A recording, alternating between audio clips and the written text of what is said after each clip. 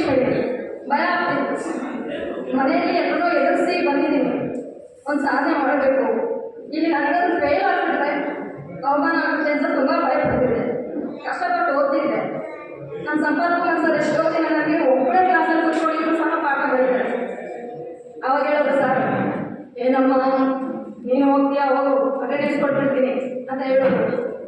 ಅವ್ರು ಅಟೆಂಡೆನ್ಸ್ ಕೊಟ್ಟರು ಸಹ ನಾನು ಮನೆಗೆ ಹೋಗ್ತಾ ಇರಲಿಲ್ಲ, ಹೋಗ್ಬಿಟ್ಟು ಲೈಬ್ರರಿಯಲ್ಲಿ ಕೂತ್ಕೊತಿದ್ದೆ. ಯಾಕಂದರೆ ನನಗೆ ತುಂಬ ಕಷ್ಟ ಆಗ್ತಾಯಿತ್ತು ಇಂಗ್ಲೀಷ್ ಮೀಡಿಯಂ. ಕನ್ನಡ ಪುಸ್ತಕಗಳನ್ನ ಇಂಗ್ಲೀಷ್ಗೆ ಟ್ರಾನ್ಸ್ಲೇಷನ್ ಮಾಡಿ ಓದ್ತಿದ್ದೆ. ಆಗ ನನಗೆ ಧನಂಜಯ ಸರ್ ತುಂಬ ಹೆಲ್ಪ್ ಮಾಡಿದ್ದಾರೆ. ನಾನು ಅವರ ಋಣನ ಯಾವತ್ತಿಗೂ ತೀರ್ಸೋಕ್ಕಾಗಲ್ಲ. ಆಗ ಓದ್ಕೊಬಂದೆ, ಡಿಗ್ರಿ ಪೂರ್ತಿ ಆಯಿತು. ನಾನು ಹೆಚ್ಚಿಗೆ ಯಾರತ್ರನೂ ಸೇರ್ತಾ ಇಲ್ಲ. First year second year final ಇಯರಲ್ಲಿ ಎಲ್ಲರ ಜೊತೆ ಖುಷಿಯಾಗಿ ಕಳೀತಾ ಇದ್ದೆ. ನಮ್ಮ ಸ್ನೇಹಿತರು ಸಹ ಮದುವೆ ಆಗಿದೆ ಅಂತ ನಾನು ಯಾವತ್ತೂ ಕಡಿಮೆ ಮಾಡಿಲ್ಲ. ನನ್ನ ಸ್ನೇಹಿತರಿಗೆ ತುಂಬ ಧನ್ಯವಾದ ಹೇಳ್ತೀನಿ. ಹಾಗೆ ನಾನು BA ಮುಗಿಸ್ದೆ, ಆಮೇಲೆ MA ತೆಲುಗಲ್ಲಿ MA ಮಾಡಿದೆ. ಆನಂತರ MA ಗೋಲ್ಡ್ ಮೆಡಲ್ ಬಂತು. ಆಮೇಲೆ ನಾನು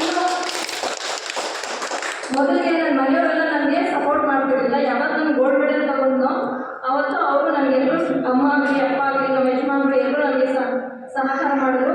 ನೀನು ಇನ್ನೂ ಓದಬೇಕು ಅಂದ್ಕೊಂಡಿದ್ರೆ ಓದು ಅಂತ ಎನ್ಕರೇಜ್ ಮಾಡಿದ್ರು. ಆಮೇಲೆ ನಾನು PhD ಮಾಡಿದೆ.